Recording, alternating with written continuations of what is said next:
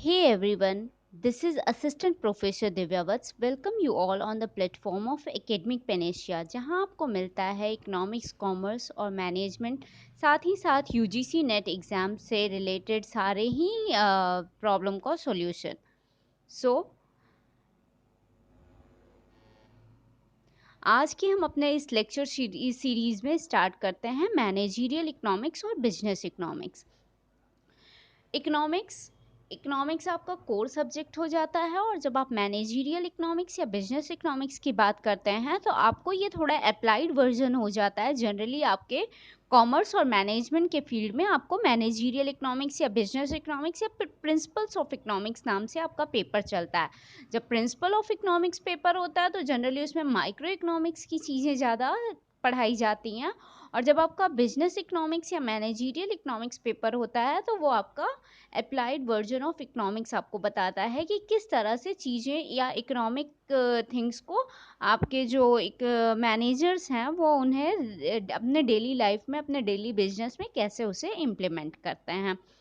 तो आज के इस लेक्चर सीरीज़ में, इकोनॉमिक्स का लेक्चर सीरीज़ में आज से स्टार्ट कर रही हूँ, और आज के इस लेक्चर सीरीज़ में हम जनरल इकोनॉमिक इंट्रोडक्शन और साथ ही साथ कुछ एलिमेंट्री कॉन्सेप्ट जो कि आपको बार बार यूज़ होंगे तो उससे डिस्कस करेंगे। क्योंकि मैंने खुद ये प्रॉब्लम फेस किया है कि मैं एक्चुअली मेरा क्लास 12 तक मैथ साइंस साइड था, और साइंस स्ट्रीम से मैं थी, और उसके बाद जब मैंने ग्रेजुएशन में इकोनॉमिक्स ऑप्ट किया तो फर्स्ट डे क्लास में मेरे साथ ये प्रॉब्लम फेस हुआ। वहाँ जो मेरी मैम थी वो बार बार कैपिटल कैपिटल वर्ड यूज़ कर रही थी, और मुझे ये समझ ही नहीं आ रहा था कि यहाँ राजधानी की क्या ज़रूरत है।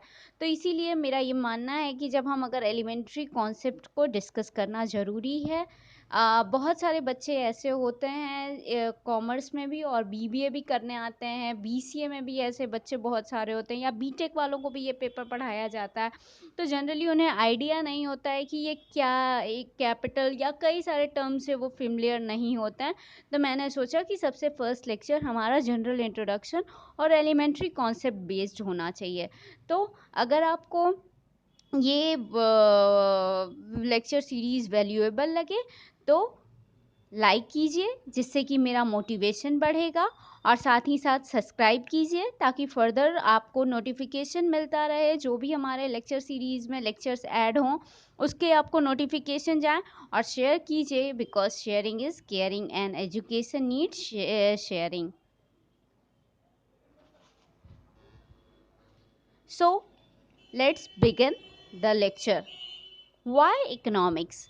हम इकोनॉमिक्स क्यों पढ़ते हैं, इकोनॉमिक्स क्यों पढ़ाया जाता है? इतना टेक्निकल सब्जेक्ट, सबसे ज़्यादा तो इसकी प्रॉब्लम होती है, सबसे ज़्यादा इशू इसका बीटेक और बीसीए एमसीए वाले बच्चों को होता है। ये इकोनॉमिक्स पढ़ाया क्यों जाता है? बीबीए वालों को भी नहीं समझ में आता है कि ये क्या है।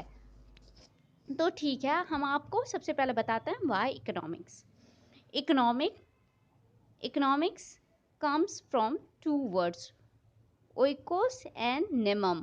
Oikos means the household and nemum means management. Both terms are arise from the Latin word, and oikos means household, means a family or a group of individuals, and nemum means manage, how to manage the things. तो यहाँ economics में हम बात करते हैं optimum utilisation of scarce resources. हम सभी जानते हैं वो नेचुरल रिसोर्स हो या मैन मेड रिसोर्सेज हो, ऑल रिसोर्सेज आर लिमिटेड, और जबकि हमारे जो ह्यूमन बीइंग की वांट्स हैं वो अनलिमिटेड हैं। हमारे जो वांट्स हैं वो अनलिमिटेड हैं। एक ज़रूरत हमारी जहाँ पूरी होती है, हमारी नई ज़रूरत शुरू हो जाती है। तो यहाँ जो हमारा फ्लो चार्ट है या डायग्राम है वो भी आपको यही शो कर रहा है कि wants are unlimited, and wealth हमारे पास जो भी होता है, हर इंडिविजुअल्स के पास अलग अलग अमाउंट ऑफ वेल्थ होता है, और उसके साथ ही साथ स्केयर रिसोर्सेज, इसके कॉम्बिनेशन को कुछ इस तरह से सेट करना कि आपको मैक्सिमम सेटिस्फेक्शन हो, और साथ ही साथ सोसाइटी का वेलफेयर हो, और चीज़ों की सस्टेनेबिलिटी, जो भी आपके रिसोर्सेज हैं उनकी सस्टेनेबिलिटी भी मेंटेन हो पाए। इस कॉम्बिनेशन की स्टडी को ही इकोनॉमिक्स कहते हैं। और जब ये मैनेजरियल इकोनॉमिक्स की बात आती है तो इन्हीं चीज़ों को एक मैनेजर इम्प्लीमेंट करता है, एक बिजनेस ऑर्गेनाइजेशन इम्प्लीमेंट करता है कि किस तरह से जो वो अपने कस्टमर्स को maximum satisfaction within a minimum resources provide करें। इसे ही कहते हैं optimum utilisation of scarce resources. तो अब हम बात करते हैं इवोल्यूशन ऑफ इकोनॉमिक्स। इकोनॉमिक्स जो है ये कहाँ से अराइज हुआ है? तो अगर हम बात करें इवोल्यूशन ऑफ इकोनॉमिक्स की, तो जो हमारा इकोनॉमिक्स है ये सबसे पहले कोई इंडिविजुअल स्टडी नहीं थी। Things are very disturb and not arranged, not systematic. और इसे सिस्टमैटिक फॉर्म में ले आने का जो सारा क्रेडिट है वो जाता है एडम स्मिथ को। एडम स्मिथ ने सबसे पहले इकोनॉमिक्स को एक सिस्टमैटिक फॉर्म दिया था। यही वजह है कि एडम स्मिथ को फादर ऑफ इकोनॉमिक्स भी कहा जाता है। एडम स्मिथ की फेमस बुक है, उसका नाम ये कई बार आपके एंट्रेंस एग्ज़ाम, कॉम्पिटिटिव एग्ज़ाम और ऐसे भी आपको अगर आप कोट करके लिखते हो तो आपका एक तो अच्छा इंप्रेशन बनता है। कई बार इंटरव्यूज़ में भी आपको ये पूछा जाता है कि what is the book, what is the name of book Adam Smith written by Adam Smith. तो वो बुक है आपका an inquiry into the nature and cause of the wealth of nations, published in the year 1776। Okay, अब अगर हम बात करें factor of production, factors of production ये क्या होता है? तो कहीं भी अगर हम इकोनॉमिक्स की जब बात करते हैं तो वहाँ सबसे पहले आपको ये जानना ज़रूरी है कि किसी भी इकोनॉमिक एक्टिविटी में आपके ये 4 फैक्टर ऑफ प्रोडक्शन होते हैं। फैक्टर ऑफ प्रोडक्शन में 4 एलिमेंट, लैंड, लेबर, कैपिटल और एंटरप्रेन्योर। वन बाय वन हम इनके डेफिनेशन को या इनके मीनिंग को समझते हैं। Land, the physical space and the natural resources in it. जो भी हमारे नेचुरल रिसोर्सेज या फिजिकल स्पेस जो भी हमारे रियलिटी में हमको दिखाई देते हैं वो सारे हमारे लैंड या ऑब्जेक्ट में आपके कंसीडर किए जाते हैं। और लैंड के रिटर्न में या उसके रिवॉर्ड में हमें क्या मिलता है? तो रेंट मिलता है। अगर हम आपको कहीं भी प्रोडक्शन के लिए जा रहे हैं वहाँ 4 एलिमेंट हम अप्लाई करते हैं, लैंड, लेबर, कैपिटल, एंटरप्रेन्योर। अगर हम अपना लैंड इन्वेस्ट करते हैं तो उसके रिटर्न में हमको रेंट मिलता है। और लेबर क्या हुआ? Labour, the people able to transform resources into the good और सर्विसेज अवेलेबल फॉर परचेज। तो यहाँ लेबर क्या हुआ? लेबर जो कि उन रिसोर्सेज को एक गुड या सर्विस के फॉर्म में ट्रांसफॉर्म कर देता है, वो आपका लेबर कहलाता है। मतलब चीज़ें अगर आपकी ऑब्जेक्ट फॉर्म में है तो उसे एक्चुअल जो फाइनल एंड या फिनिश्ड गुड है उसका या फिनिश्ड सर्विस के फॉर्म में जो उसे ट्रांसफॉर्म करता है वो आपका लेबर कहलाता है। और लेबर को अपने इस वर्क के रिवॉर्ड में क्या मिलता है? तो उसे वेजेस दिए जाते हैं, वेजेस या सैलरी दिए जाते हैं। वेजेस और सैलरी में क्या डिफरेंस है ये सभी अभी हम आगे के लेक्चर्स में डिस्कस करेंगे। Okay, third factor of production is capital. Capital क्या है? A companies physical equipment and the money it use to buy resources. Capital वो सारी चीज़ें, वो सारा मनी और वेल्थ जो कि आपको रिसोर्सेज को परचेज करने में जिनकी ज़रूरत पड़ती है वो सारा कुछ आपका कैपिटल कहलाता है। और कैपिटल जहाँ भी हम इन्वेस्ट करते हैं तो उसके रिटर्न में क्या हमें मिलता है? तो इंटरेस्ट मिलता है। आप अपना वेल्थ लगाइए या कहीं पैसा लगाइए या मशीनरी लगाइए कहीं भी फैक्टर ऑफ प्रोडक्शन के लिए तो आपको उसके रिटर्न में इंटरेस्ट मिलता है। Sorry. Fourth factor of production is entrepreneur. Entrepreneur is the first employee of their company who dedicate their personal capital when beginning in the venture. और इसे सिंपल वर्ड में समझें तो a person who are taking risk to get profit. यहाँ पे क्या है? Entrepreneur को रिटर्न में प्रॉफिट मिलता है। एंटरप्रेन्योर वो पहला पर्सन होता है जो उस वेंचर के लिए रिस्क लेता है और अपने जो भी उसके इन्वेस्टमेंट जो भी उसके सेविंग्स होते हैं वो वहाँ इन्वेस्ट करता है, रिस्क लेता है कि उसे रिटर्न में कुछ अच्छा प्रॉफिट गेन वो कर पाएगा। तो ये आपके 4 फैक्टर ऑफ प्रोडक्शन हो गए। इनका बार बार यूज़ होगा। अभी आगे आपको इकोनॉमिक्स में इन चारों पे ही आपको थ्योरी मिलेगी। लैंड पे भी बहुत सारे इकोनॉमिक्स ने थ्योरी दी है। लैंड, लेबर, कैपिटल, एंटरप्रेन्योर चारों पे ही थ्योरी अभी आपको आगे के यूनिट्स में, आगे के लेक्चर्स में आपको पढ़ाया जाएगा। Okay, now the next is basic problem of economics, ये कई बार लॉन्ग क्वेश्चन में भी पूछा जाता है, तो इस पे मैं एक सेपरेट लेक्चर भी बनाऊंगी इसको। अगर आप प्रॉब्लम ऑफ रिसोर्स एलोकेशन की बात करते हो तो इसमें 5 एलिमेंट होते हैं और इस पे एक लॉन्ग क्वेश्चन भी अराइज होता है। तो इसे ग्राफ पिक्टोरियल ग्राफ से इसे मैं शो करके बताऊंगी। इस पे एक डिफरेंट मैं पूरा डिटेल लेक्चर सीरीज बनाऊंगी। अभी मैं यहाँ इसे ब्रीफ में डिस्कस कर रही हूँ। बेसिक प्रॉब्लम ऑफ इकोनॉमिक्स में आपके 4 पॉइंट्स में कैटेगराइज किया गया है। फर्स्ट जो है वो सबसे इम्पॉर्टेंट है, इसमें प्रॉब्लम ऑफ रिसोर्स एलोकेशन। अगर हम प्रॉब्लम ऑफ रिसोर्स एलोकेशन की बात करें तो इसमें 5 एलिमेंट्स होते हैं। पहला है, सबसे पहला प्रॉब्लम आता है कहीं भी अगर आप रिसोर्स एलोकेट करते हो तो सबसे पहला आपको प्रॉब्लम आता है। 4 आपके रिसोर्सेज हो गए, ये आपको क्लियर हो गया, लैंड, लेबर, कैपिटल, एंटरप्रेन्योर। अब जो भी बात हमारी होगी इन चारों के लिए होगी, ठीक। तो यहाँ पे हम बात करेंगे problem of resource allocation. What to produce, हमें क्या प्रोड्यूस करना होगा, मींस हमारी मार्केट में लोगों की रिक्वायरमेंट क्या है, उनकी नीड क्या है। तो हमें क्या प्रोड्यूस करना होगा जो कि लोगों के डिज़ायर को, उनकी वांट को, उनके नीड को सेटिस्फाई कर सके। उसको पहले हमें जानकारी लेनी होगी, उसे जानना होगा, और जो चीज़ें उनकी वांट, नीड, डिज़ायर को पूरी कर सके हमें वो प्रोड्यूस करना होगा। वो भी ऐसे कि उनकी एबिलिटी टू पे हो, उस चीज़ को वो परचेज कर सकें, इसका ध्यान रख के। फिर how to produce, how to produce में आपका दो चीज़ आ गया, आपका कैपिटल इंटेंसिव हो या लेबर इंटेंसिव हो।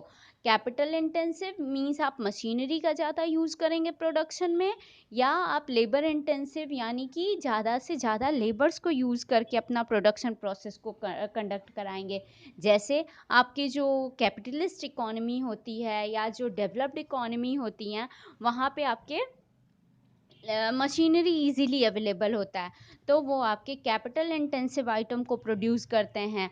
और दूसरे साइड जो आपकी डेवलपिंग इकोनॉमी होती है, जहाँ लेबर अबंडेंस में और चीपर रेट पे अवेलेबल होते हैं, तो वहाँ जनरली लेबर इंटेंसिव प्रोडक्शन को ज़्यादा प्रमोट किया जाता है। तो हाउ टू प्रोड्यूस में आपको अपने इकोनॉमिक सिनेरियो को देखते हुए इसका सॉल्यूशन देखना होता है कि हाउ टू प्रोड्यूस, आप कैसे प्रोड्यूस करेंगे, लेबर इंटेंसिव करेंगे, कैपिटल इंटेंसिव करेंगे, मिक्स रखेंगे, या क्या रेशियो आप रखेंगे। Then next is when to produce, कब उस चीज़ को प्रोड्यूस करना है। कई बार ऐसा होता है ना कि आप चीज़ों को प्लान कर रहे हो, आपका कंपटीटर लाया और लॉन्च कर दिया और आप रह गए। जैसे इसका बेस्ट एग्जांपल है निकॉन और कैनन के जो कैमरे हैं, उसमें इसे आगे मैं डिटेल लेक्चर इस पे बनाऊंगी, तो ये डिस्कस करूंगी। व्हेन टू प्रोड्यूस, तो हमें राइट टाइम पे राइट चीज़ों को मार्केट में इम्प्लीमेंट कर देना चाहिए। एक सिंपल एग्जांपल हम लेते हैं, मान लीजिए आप कोई सीजनल आइटम बना रहे हो। अगर आप जैसे आइसक्रीम या आइस रिलेटेड कोई आइटम को प्रोड्यूस कर रहे हो, तो ऑब्वियसली समर आपका पीक टाइम होगा rather than winter season. Then fourth is how much to produce, आपके जो कस्टमर हैं या कंज्यूमर हैं वो कितना कंज्यूम करेंगे, कौन से समय में वो कितना कंज्यूम करेंगे, उनकी एबिलिटी टू पे कितनी है, उनकी विलिंगनेस टू पे कितनी है। इन चीज़ों का ध्यान रखते हुए हाउ मच टू प्रोड्यूस को कंसीडर किया जाता है। For whom to produce, who will be the your target audience, आपके टारगेट कस्टमर किसे होंगे, आप किसे पोजीशन करके, किस एज ग्रुप को या किस जेंडर को आप टारगेट करके अपना एलिमेंट आप प्रोड्यूस कर रहे हो। आप कोई हाउस होल्ड आइटम बना रहे हो या आप किसी इंडस्ट्री के लिए आइटम बना रहे हो, आप मेल के लिए बना रहे हो या आप फीमेल को टारगेट करोगे, या आप किड सेगमेंट को टारगेट करोगे, या आप एज वाइज टारगेट करोगे कि यूथ्स को आप टारगेट करोगे, ओ सीनियर सिटीजन को आप टारगेट करोगे। आपका प्रोडक्ट क्या है और आपका टारगेट ऑडियंस क्या है। इसमें आप, यहाँ स्पेलिंग थोड़ा मिस्टेक है, आप इसका इसे फॉर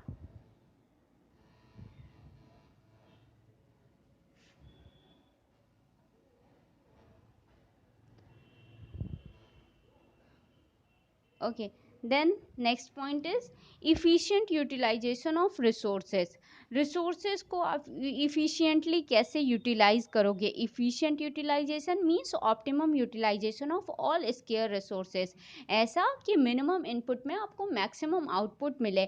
आपका वेस्टेज जो हो वो जितना मैक्सिमम हो सके उतना आप अपने वेस्टेज को रिड्यूस कर सकिए, ताकि आपकी प्रॉफिट जो है वो भी मैक्सिमम हो और आपके जो रिसोर्सेज हैं वो भी मिनिमम रिसोर्सेज आपके वेस्ट हो, और जो आपका कस्टमर है उसे मैक्सिमम सेटिस्फेक्शन भी मिल सके। इस चीज़ का आपको ध्यान रखना होता है।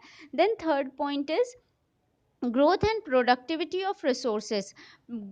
जो भी आपके रिसोर्सेज हैं वो नेचुरल हैं या मैन मेड हैं, या जो भी आपके रिसोर्सेज आप जो भी यूज़ कर रहे हो, वो आपका उसका ग्रोथ कैसा है, वो आपके नेचुरल हैं, मैन मेड हैं, स्केयर हैं, किस नेचर के हैं, और उसका ग्रोथ और प्रोडक्टिविटी कैसा है। आप किसी भी फील्ड में होइए, आपको प्रोडक्ट के जो भी रिसोर्सेज हैं, रिसोर्सेज की सस्टेनेबिलिटी को आपको हमेशा ध्यान में रखना होता है, कि ऐसा ना हो कि उसकी स्केर्सिटी अराइज हो जाए।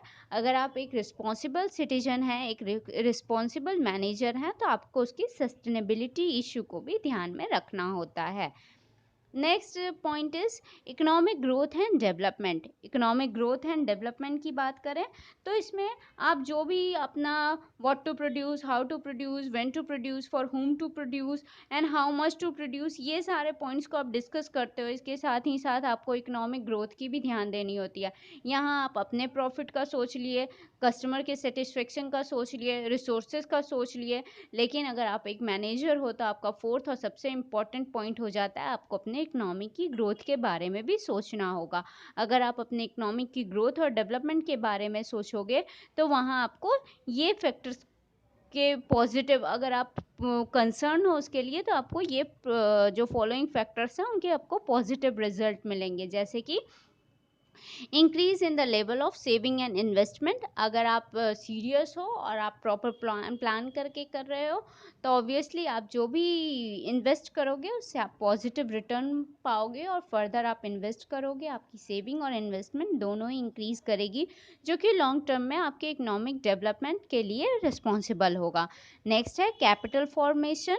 जब आपका इन्वेस्टमेंट अच्छा होगा तो आपको रिटर्न अच्छी मिलेगी। जब आपका स्मार्ट इन्वेस्टमेंट होगा तो ऑब्वियसली आपका रिटर्न भी अच्छा होगा, और इसके साथ ही साथ आपको कैपिटल फॉर्मेशन आपका और तेजी से हो पाएगा। Then income generation. जब कैपिटल फॉर इन्वेस्टमेंट प्रॉपर होगा, कैपिटल आपका फॉर्म हो रहा है, तो ऑब्वियसली आपका इनकम और प्रॉफिट दोनों ही इंक्रीज करेगा। और जब ये सारी चीज़ें होंगी, तो अगर आप लेबर इंटेंसिव हो तो आप धीरे धीरे टेक्नोलॉजिकली भी आप अपग्रेड होगे, और धीरे धीरे आप फर्दर मूव करोगे टेक्नोलॉजिकल एडवांसमेंट की ओर, और आपकी चीज़ें जो हैं वो लेबर इंटेंसिव से कैपिटल इंटेंसिव में टर्न होने लगेंगी। फॉर एग्जांपल, डेवलपिंग कंट्री ही तो धीरे धीरे डेवलप करके खुद को डेवलप्ड नेशन में ले जाती है।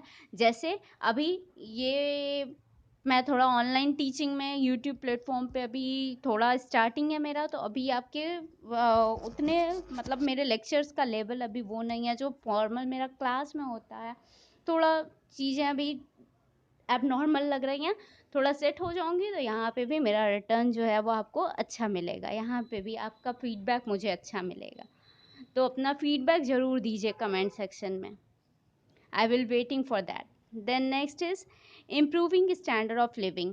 जब ये सारी चीज़ें होंगी तो अल्टीमेटली जब आपके इकोनॉमी में इनकम इंक्रीज करेगा, आपके एंटरप्रेन्योर का प्रॉफिट इंक्रीज करेगा, सेविंग इन्वेस्टमेंट इंक्रीज करेगा, गवर्नमेंट को प्रॉफिट होगा, तो ऑब्वियसली जो आपका ओवरऑल इकोनॉमिक सिनेरियो है, आपका लिविंग ऑफ स्टैंडर्ड अपग्रेड होगा, आपका एजुकेशन, लिटरेसी, सारी चीज़ें आपकी इंक्रीज करने लगेंगी।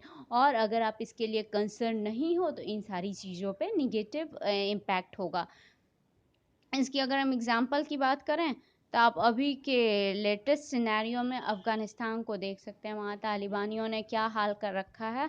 तो ये थोड़ा पॉलिटिकल मैटर हो जाएगा, इस पर भी मैं कुछ ज़्यादा नहीं बोलूँगी, लेकिन हाँ एक एग्जांपल के तौर पे आपको ये डिस्कस कर सकते हैं कि वो भी एक example.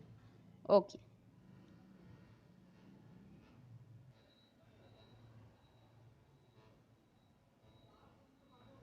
Okay. Basic problem of economics में एक ये फ्लो चार्ट के भी थ्रू समझाया जाता है, जनरली ये बुक्स में होता है, तो मैंने सोचा आपको ये भी डिस्कस कर लूँ। यहाँ पे आप देखो, फर्म फर्म से जो है आपके गुड्स और सर्विसेज जो हैं वो आपके प्रोड्यूस होके मार्केट को भेजे जाते हैं। ओके, देन मार्केट से वो गुड और सर्विसेज आपके हाउस होल्ड यानी कि इंडिविजुअल जो कस्टमर कंज्यूमर है उस तक पहुँचाया जाता है। ओके, फिर वही गुड्स और सर्विसेज जो है आपका हाउस होल्ड उसे यूज़ करता है। अब इसी हाउस होल्ड से आपके लैंड, लेबर, कैपिटल और एंटरप्रेन्योराइज होते हैं, जो कि आपके फैक्टर ऑफ प्रोडक्शन कहलाते हैं। और फिर यही फैक्टर ऑफ प्रोडक्शन आपका मूव करके फर्म को जाता है। ये एक आपके रेड जो लाइन है उससे आपको गुड्स एंड सर्विसेज और फैक्टर ऑफ प्रोडक्शन का आपको इकोनॉमी में किस तरह से मूव करता है वो आपको बताया समझा रहा है। जो आपका ग्रीन लाइन है वो आपको क्या शो कर रहा है, हाउस होल्ड जो है वो आपके गुड्स और सर्विसेज को परचेज करने के लिए मनी देता है। ठीक, हाउस होल्ड जब आपका मनी उसमें इन्वेस्ट करता है तो उसका प्रॉफिट किसे मिलता है, फर्म को मिलता है। फर्म क्या करती है, फर्म उसी पैसे को इन्वेस्ट करके अपने लिए लैंड फॉर जो आपके फैक्टर ऑफ प्रोडक्शंस होते हैं उन्हें परचेज करती है, लैंड, लेबर, कैपिटल, एंटरप्रेन्योर। और फिर लैंड, लेबर, कैपिटल, एंटरप्रेन्योर को जब वो अवेल करती है तो चारों के रिटर्न क्या मिलते हैं, लैंड को रेंट मिलता है, लेबर को आपके वेजेस या सैलरी मिलती है, कैपिटल को आपको इंटरेस्ट मिलता है और एंटरप्रेन्योर को आपका प्रॉफिट मिलता है। और ये सारे ही कहाँ से आए होते हैं, हाँ, हाउस होल्ड से आए होते हैं। तो ये सारा फर्दर फिर जो मनी है वो हाउस होल्ड को जाता है। और इसी तरह से ये circular flow going on going on going on, और इसी तरह से आपका इकोनॉमी जो है वो रन करता रहता है। तो ये आपका इकोनॉमिक सर्कुलर फ्लो हो गया। और बेसिक प्रॉब्लम जो हमने पहले डिस्कस किया है वो था। अगर आपकी डिमांड होगी मैं इस पे, अगर आपको इस पे डिटेल लेक्चर सीरीज चाहिए तो please hit a comment, I will prepare a detail lecture on this topic only. Okay, now next is type of economy. यहाँ पे हम टाइप ऑफ इकोनॉमी दो क्लासेस में क्लासिफाई करते हैं। ऐसे तो और भी है, जब आप इंडियन इकोनॉमी में जाओगे तो और भी तरीके हैं, लेकिन यहाँ पे हम बेसिकली दो तरीके से आपको क्लासिफाई करके बता रहे हैं जो अभी आपको मैनेजरियल इकोनॉमिक्स में ज़रूरत पड़ेगा। टाइप ऑफ इकोनॉमी में सबसे पहले आपका आ जाता है on the basis of system. अगर हम सिस्टम की बात करें तो इकोनॉमी को आप तीन क्लासेस में क्लासिफाई कर सकते हो: capitalist economy, socialist economy and mixed economy. Capitalist economy are those economy where the things are managed and controlled by the capitalist or entrepreneur और the person who are investing in the economy। यहाँ पे government का intervention काफ़ी कम होता है। यहाँ पे जो इंडस्ट्रियलिस्ट पर्सन होते हैं उनका इंटरफेरेंस ज़्यादा होता है। इसमें आप कह सकते हो यहाँ प्राइवेट सेक्टर ज़्यादा एक्टिव होता है रेदर देन आपका गवर्नमेंट सेक्टर। तो कैपिटलिस्ट इकोनॉमी की अगर हम बात करें तो हमारा एग्जाम्पल होगा USA, UK, Germany, Japan, Singapore etcetera. अब now next is on the basis of system. Next आपका क्लासिफिकेशन होता है socialist economy.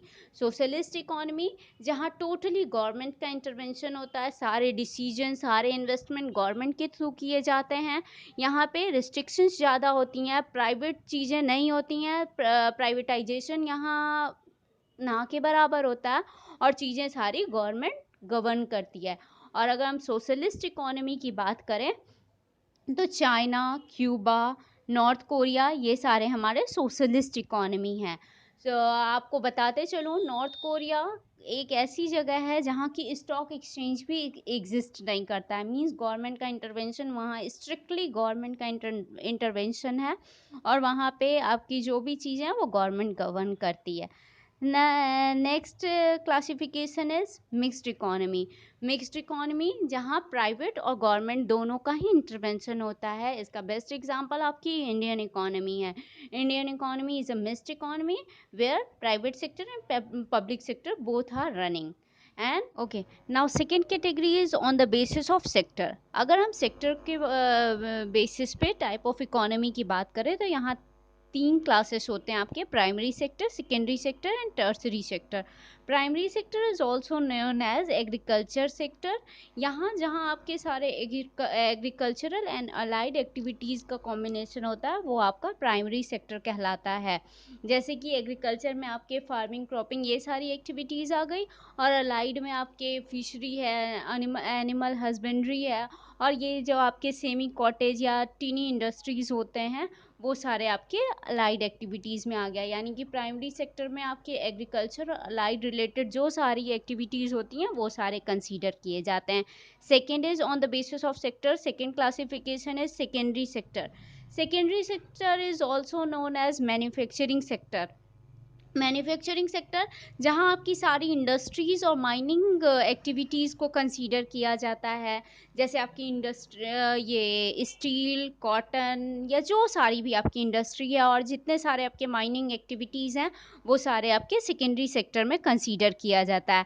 And the third head is tertiary sector. Tertiary sector is also known as service sector.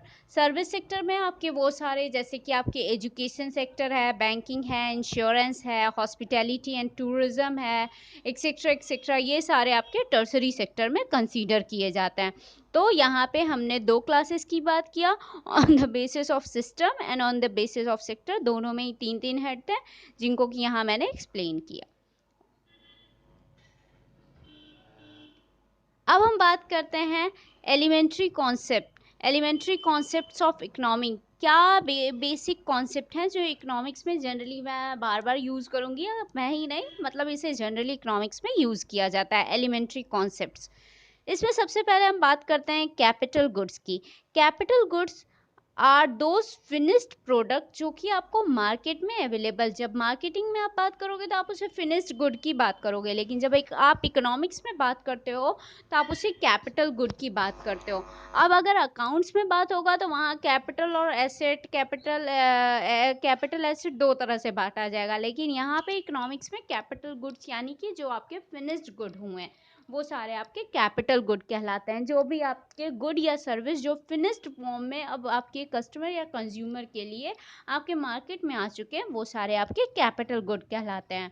और commodity, commodity are all the raw materials in terms, और जैसे आपके ये raw materials में आपके क्रूड ऑयल हो गया, आयरन हो गया, या कॉटन हो गया, कॉटन से क्लोथ अभी बनना है, आपके क्रूड ऑयल से आपका पेट्रोलियम और पेट्रोलियम जेली और जो भी आपके अदर सप्लीमेंट्री आइटम्स होते हैं वो सारे जो मैन्युफैक्चरिंग हो गए ये सारे आपके रॉ मटेरियल कमोडिटी में कंसीडर किए जाते हैं।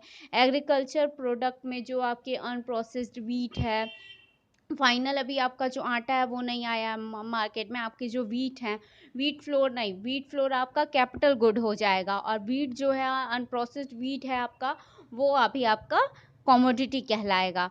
तो ये सारे, ये इसमें बेसिक डिफरेंस, इसे क्लियर कर लीजिए। कॉमोडिटी जो आपके रॉ मटेरियल्स होते हैं वो सारा कॉमोडिटी आपका कंसीडर किया जाएगा। Capital goods are the finished good जो आपको मार्केट में अवेल करने के लिए, गुड या सर्विस जो भी आपको मार्केट में फिनिश्ड होके आ चुका है, जो आपको अवेल करने के लिए रखा है, जिसके के लिए आप मनी पे करोगे और उसे आप अवेल करोगे, वो सारा आपका कैपिटल गुड कहलाता है।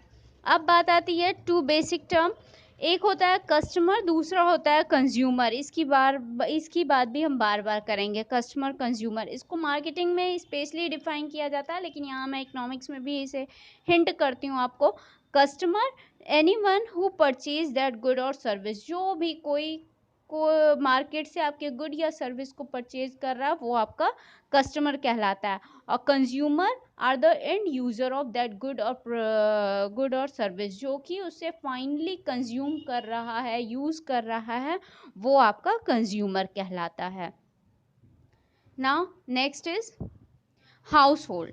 According to US Census Bureau, as all the people who occupy a single housing unit, regardless of their relationship to one another, यहाँ पे जो सारे एक फैमिली में जो सारे मेंबर्स होते हैं या जो ग्रुप ऑफ इंडिविजुअल्स जो होता है वो सारे आपके हाउस होल्ड में कंसीडर किए जाते हैं। और अभी मैंने पहले बात किया जहाँ इकोनॉमिक फ्लो की बात बता रही थी, हाउस होल्ड से ही आपके चारों फैक्टर ऑफ प्रोडक्शन इमर्ज होते हैं, land, labour, capital, entrepreneur. Okay, next important element is, yeah, next important concept is firm. Smallest unit of any industry. किसी भी इंडस्ट्री के जो स्मॉलेस्ट यूनिट होते हैं वो आपका फर्म कहलाता है. Firm is also known as company. Okay. Industry, a group of company is known as industry. जैसे कि हमारा टेलीकॉम इंडस्ट्री होता है और टेलीकॉम इंडस्ट्री में फर्दर हमारे कई सारे फर्म या कंपनी होते हैं. जैसे कि रिलायंस जियो एक आपका फर्म या कंपनी हो गया. सेकेंड है आपका एयरटेल, आइडिया, एक्सेट्रा एक्सेट्रा. ऐसे जो सारे आपके वो आपके फर्म या कंपनी कहलाएगा. और जो आपका टेलीकॉम ओवरऑल इंडस्ट्री हो गया उसमें बीएसएनएल है, रिलायंस जियो है, आइडिया है, एयरटेल है, वोडाफोन है, ये सारे आपके फर्म या कंपनी कहलाएंगे. तो ये बेसिक कुछ कॉन्सेप्ट था. आगे जो और जिस यूनिट में जो कॉन्सेप्ट की ज़रूरत होगी उसे मैं यूनिट के पहले आपको समझाऊंगी, उसके बाद मैं अपना लेक्चर बनाऊंगी. अब आपको ये लेक्चर जैसा लगा हो प्लीज़ अपना सजेशन कमेंट बॉक्स में बताइएगा. और अगर आपको मैनेजमेंट इकोनॉमिक्स या कॉमर्स या आपने एजुकेशन एकेडमिक या यूजीसी नेट की प्रिपरेशन में जो भी कुछ प्रॉब्लम हो वो please share your problem in the comment box. I will try to I will try to give my best solution to you. Thanks for watching. Don't forget to like, subscribe and share. Thank you. Thank you so much.